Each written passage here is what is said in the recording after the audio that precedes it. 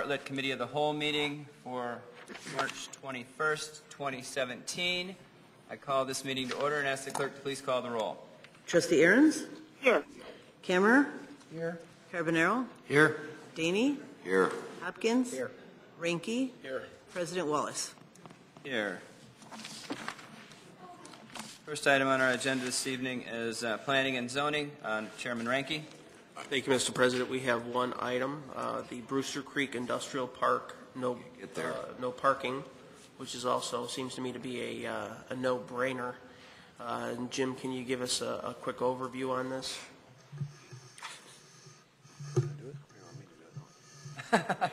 There it is. That's it.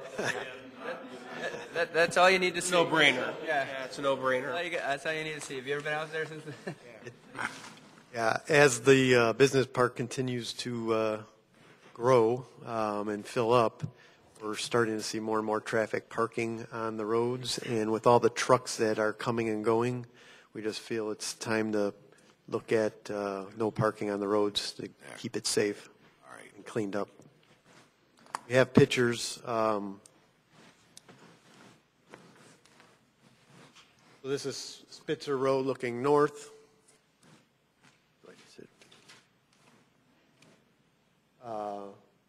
Then this is further north looking west on Heck Road. You can see all the vehicles. They're even parked around the corners.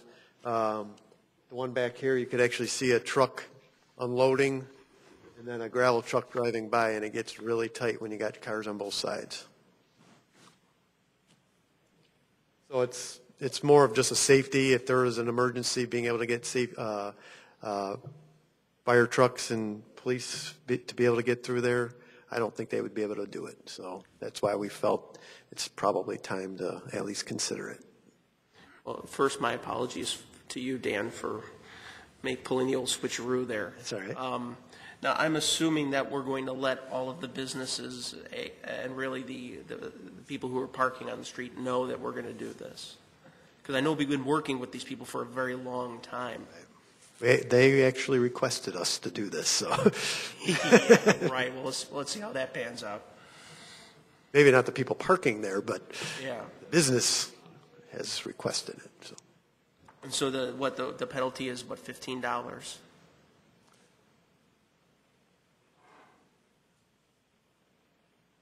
That's what the normal parking fee is, $15. If we're going to create a new ordinance for it, you could probably set it at whatever you choose. Okay.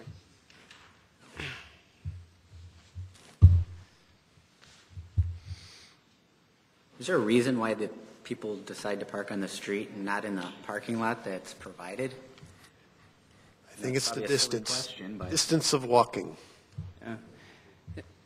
Well, and years ago it was that there just wasn't any parking spaces. Yeah, that was at Get Fresh. Yeah. Yeah, this is different. This is over by Rana Pasta. Yeah, this is, they actually and built a lot of these people are construction workers. Well, part of that, and Yeah. then the parking that they built is to the west, and it's closer to park on the street across from the opening than... Anymore. And expose your car to being crushed, sideswiped, and otherwise mangled by constant flow of trucks. Okay. So there is available parking for Yeah. There is. Okay. So I see. Okay. Yeah, I would encourage the board to take a little trip out there. It's interesting driving through there now. I mean, just the amount of construction that's going on out there, and which leads to typical accidents. So, as Chief said, we need to get it cleaned up. So can we amend this to increase the fines over there? You can set a range. Well, I think prohibiting parking, as you've outlined in the draft ordinance, makes a lot of sense. Maybe that's a bigger question about all the fines under the village code, or maybe we should revisit that. Does that make sense? That makes sense. Because Yeah. I don't want to pick on just one area, but if the fines are too low or too high, let's adjust them as I necessary. agree with that. Yeah. We are going to bring back a summary of tax revenue options that was requested during the budget review. And we can also add a review of the parking fines as well to that. Thank you. Good. Any other questions or concerns? Okay, so then we'll move this on to the village board for a vote. Yeah. Mr. President, that's all we have for planning and zoning tonight. Thank you, Chairman Ranky, and thank you for being here. I know you're on your deathbed, but next item we have this evening under Police and Health Committee, Chairman Carbonaro. Thank you, Mr. President. We have one item on the agenda for tonight. This is in regards to the new police building and parking lot. I'll turn this over to Jim and the chief. Thank you, Trustee Carbonaro. We're switching around our roles, so I'll be doing this one and the Public Works part. So, this is the long-awaited site. It's a site plan. It's also a rezoning for the property across the street where we're going to be putting a parking lot in there, and then it's also some variations for various things regarding the location of the parking lot, fences, and those types of things. I'll go briefly. This one's not a great slide, but it's the overall site plan showing the new location of the building. But the building is going to be phased in, and phase one is the big purple one, and phase two, where that's going to be constructed. Police are going to be in this yellow side here, and you can kind of see the outline of the existing police building. That's going to be constructed first, moving over there. Part of this is going to be demolished, and then they'll finish the building, and then the rest of the layout. It's a beautiful building, and I'll get to that. The other thing first is the parking. The setbacks, this is going to be zoned for a P1 district that's parking across Oak.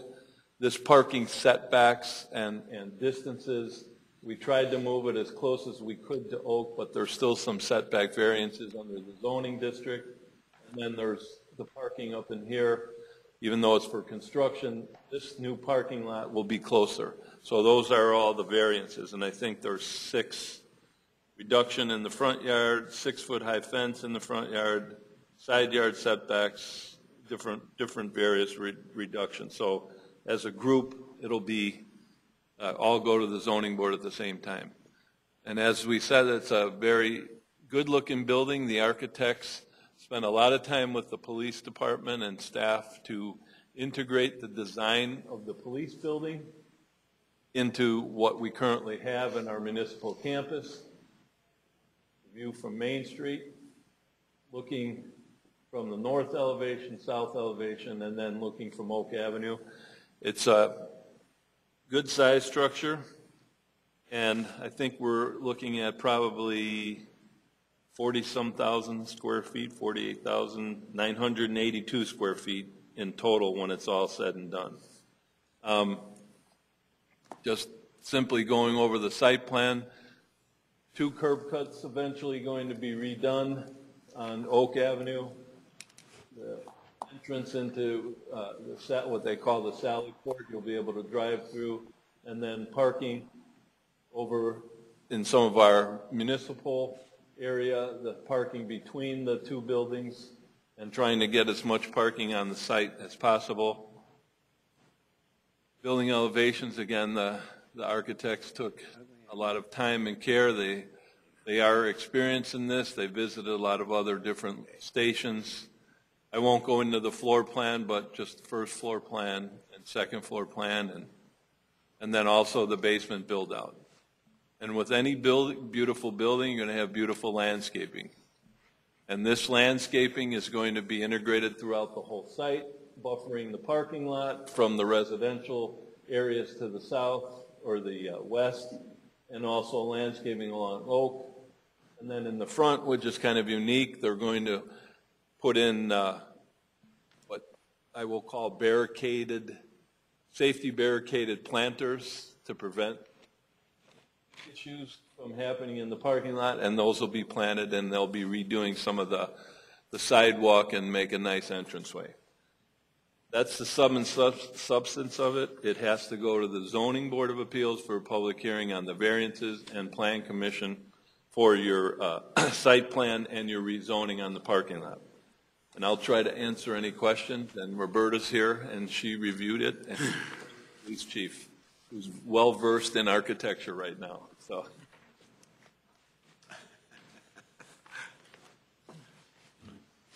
although I realize we're going to tear down part of the existing police station, we are going to try to renovate as much as humanly possible, right? I want to say that we are going to save how many square feet? Some of the square footage. I don't know the exact square footage, but they're going to try to save some of it. And then one of the issues you have with when you renovate an existing structure is you have to bring it up to code, and there's things that they'll have to encounter that we won't know until they start opening the walls. I think Chris identified one of them with the phone system. We want to get that all set and put it in the building and get it ready for the building, because that's one of the first areas they're going to be demolishing. So they want to integrate that building into the new one. It's kind of best described in here. You can't read it, but that's the area they're going to save. Jim, do we have enough parking now with that off-street parking, the lot across the street? I think we did not need any parking space variances. One of the things with the police building is you obviously want to park all your employees, and they're going to do that, but the public space is very limited. So you don't have to include, it's not like the Village Hall where the public space is upstairs and downstairs, so it forces a lot of parking needs. So we're going to be right about what we need. I think we need about 140 something, and we're at 153, Bert? Yeah. So we're counting the whole complex. If I remember correctly, or if I made the correct observation, I believe that there's also another vacant parcel on Hickory that's for sale, that just came up for sale? It's on Oak. There are parcels on Oak. Let me on Oak, yes. Back to it here. When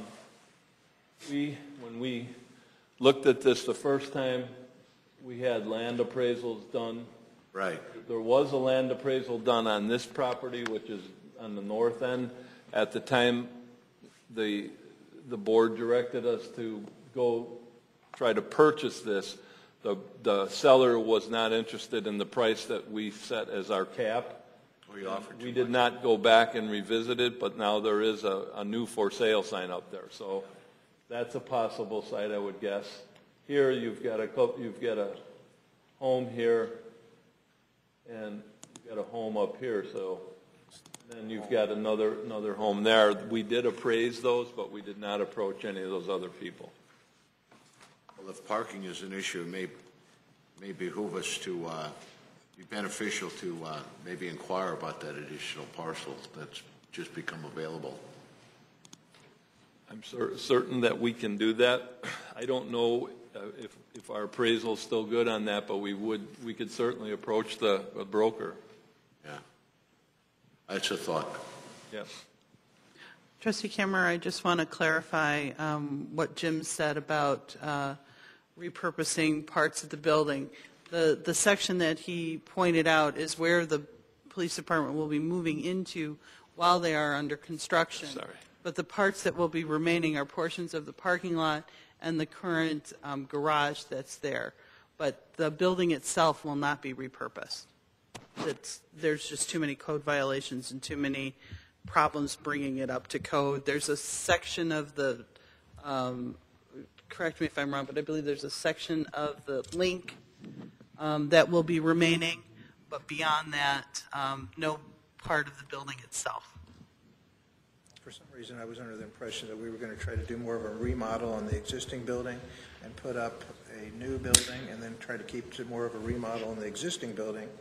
And so somehow That is what we looked at originally, and we looked at the numbers on that, and I believe the architects did evaluate that during the needs analysis.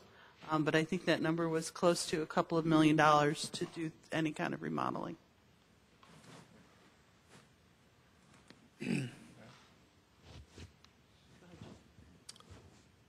That's all I have. If you have any other questions, otherwise it's ready to go on for public hearings in both zoning board and plan commission. The public notices will be sent out, and you'll see that in the newspaper if you forward it on. Well, Jim, let's talk about the parking lot in the front of this building, which will also be the front of the police department. As I'm sitting here, I'm looking at two different site plans. It looks like there's 11 parking spaces depicted, plus 4 or 5 handicap spaces. Is that right? No, this doesn't include everything. This Okay, so it cuts off an aisle. cuts off right here, and Okay. actually you have a couple more rows. But I it doesn't- think You're trying to give me a heart attack here because Yeah, I think that you're looking at the spaces is not logistics enough. plan. That logistics parking plan is for the police personnel and the village hall employees to park. Right. That 11 number, is that what you're looking at? Oh, just Yeah. this picture. Well, yeah, because we're obviously expanding the sidewalks. Yeah, I don't know if I have one that shows the full village parking lot Okay. in the front. But I guess where I'm getting at is we're not reducing, I mean, how many parking spaces are we going from and to for the parking lot right behind us? 'Cause my obvious concern is, are the residents going to be able to come in and pay their water bill or pull a building permit, or are they going to be parking, down the street? We're going to have, this front parking lot's going to be totally used by the public, and then we're going to have a total of 153 spaces, and the requirements are 106, so there'll be plenty. Right, but when I drive by, when I come during business hours, the lot here is, sometimes it's empty and lots of times it's quite full. So I'm glad we're not reducing any parking spaces there. And not in the front, right. That would. Actually, there will be 4 spaces directly in front of the police building that will be eliminated. Okay. With the park, with the sidewalk, and right. 2 handicap. They will be adding an additional handicap in the first row there, but there will be 4 spaces eliminated. Okay. And we'll be restriping? There will be a sidewalk there.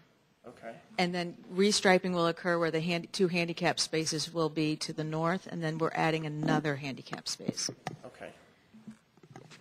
I was just going to add, with the DuPage water work, the well house that's directly to the north of that area will ultimately be demolished, and we would be able to look at adding parking at that point too. Okay, great. Yeah, because that's not depicted on here. This part of it is right here. And you can Just see sort the of 2. amorphous existing building to remain. Right there is it. That's coming out. Okay. Boy, they couldn't have squeezed the whole site on a sheet for us to the lot lines. I think they were looking at trying to get the Oak Street area. I wanted to show you the bushes, Trustee Kammer. Yeah. Or Ranky. Yeah. Okay. It's sleight of hand. Look at these nice bushes over here. Oh, by the way, no parking spots. That's right. You've got 11 park. Okay. All right. That's fine.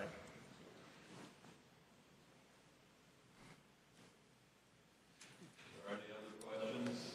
We'd like it to be moved down to the public hearings. Have we started talking to the neighbors yet? I think a couple have called us, but nothing formal.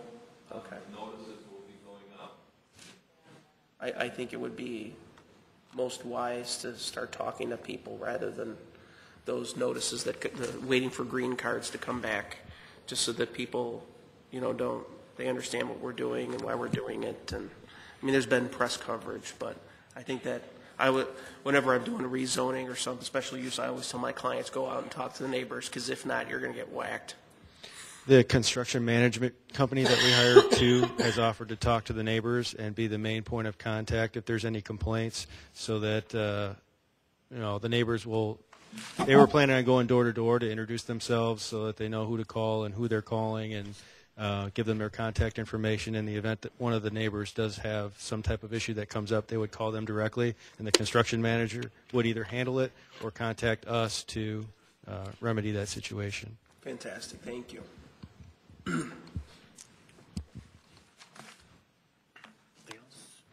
So I guess we'll move this on. Thank you.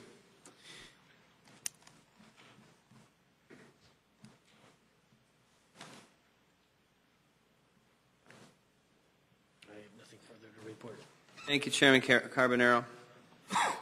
Finally, on our committee agenda this evening, if I can find it on my little tablet thingy, Public Works Committee, Chairman Kammerer.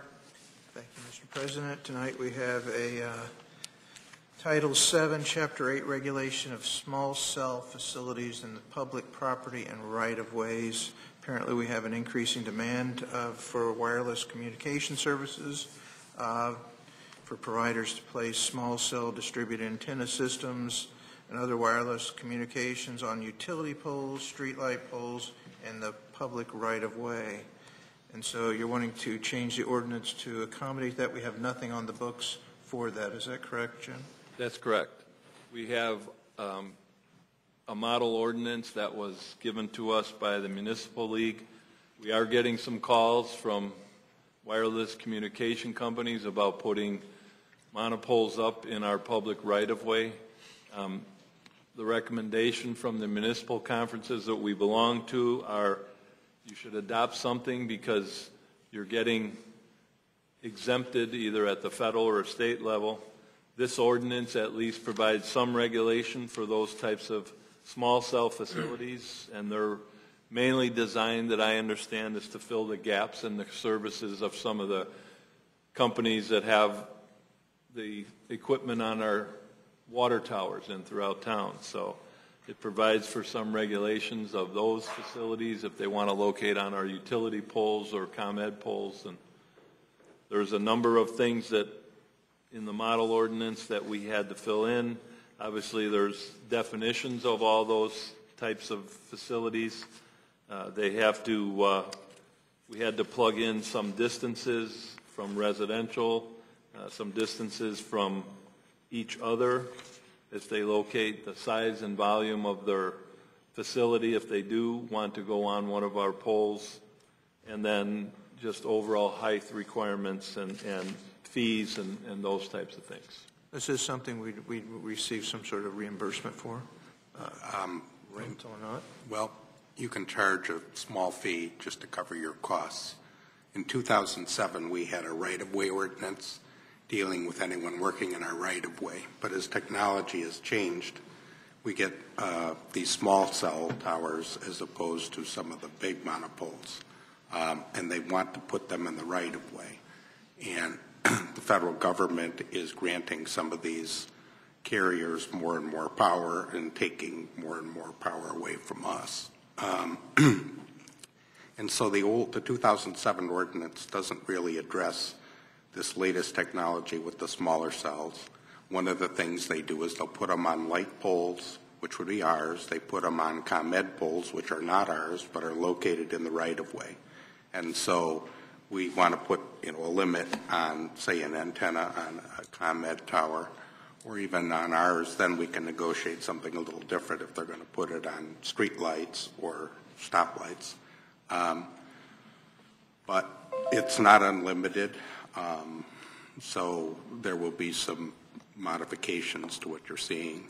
The fee is nominal because that's all you can charge, is basically to cover your costs. It's like $100 to cover our costs. But the important thing is to get there, to have some regulations. Otherwise, and under the federal law, they have what they call a shot clock, and that is they submit an application, and you've got 45 days and then 90 days to take action. Otherwise, it's automatically granted. So if you get one of these petitions to put a cell tower in a right-of-way, which is different than some of what we've seen in the past, we want to have some regulations to cover this right-of-way. So that's essentially what these are. And, there's some limitations because of the technology. How close they are to residences.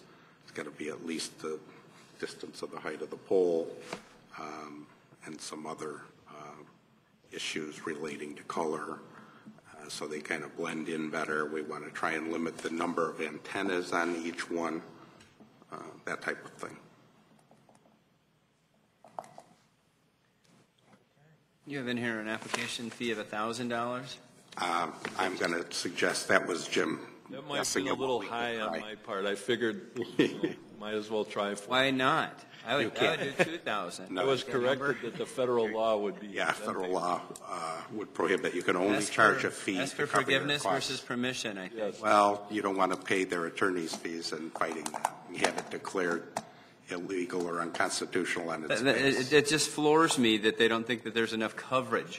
I've never gotten a signal anywhere in this area. Not gotten a signal. Not gotten a Well, signal, yeah. when we were dealing with the This isn't- ones just a few streets over, Yeah, their idea of coverage is when you're in the basement. Oh, Because geez. people are getting rid of their home phones and going to cells, and so the concept of what was decent coverage 10 years ago and what people's expectations and demands are completely different.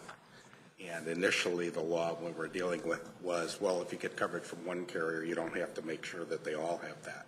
But now the federal laws say you have to treat them all equally, and they have to be on the same footing. So What do these things look like hanging off of our light poles? Is it just a little? they're only 6 cubic feet Probably like a size, most of them. Oh yeah, so I mean, we should at least get $1,000 for unsightly looking things hanging off our light poles. Ann said it's Personally, I agree with you. The courts don't. It's what? Ann said it's cylindrical. Usually like a cylinder type thing that sticks up off of the pole. Okay. Also had, where they want to actually put a pole in themselves in our right of way. Right. That's $2,000.